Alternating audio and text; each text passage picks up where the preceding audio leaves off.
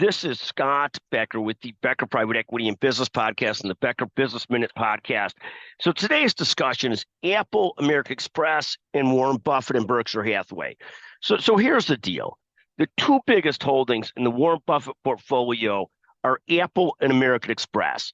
And one of the things that this leads one to think, if one had followed the Warren Buffett portfolio, just invested either in Berkshire Hathaway or in the key holdings that Warren Buffett holds, one would probably have done very, very well in their overall investments, particularly if they largely bought and held those investments.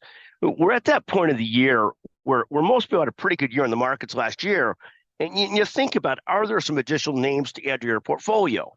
And one of the great challenges for investors is you look at Apple, you look at Amex, you look at NVIDIA, who've each done so well over the years, and you think, maybe we shouldn't do it now.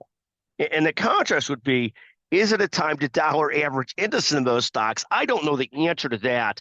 I'm tempted to do so with some small part of the portfolio to have some money directly in Apple, NVIDIA, American Express.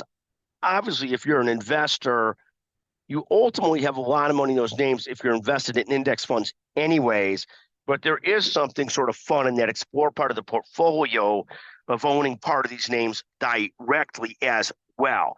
So that's the question for the day. You know, we've invested separately in a number of stocks, Microsoft, Amazon, Palantir, Astera Labs, and Bank of America and Coca-Cola.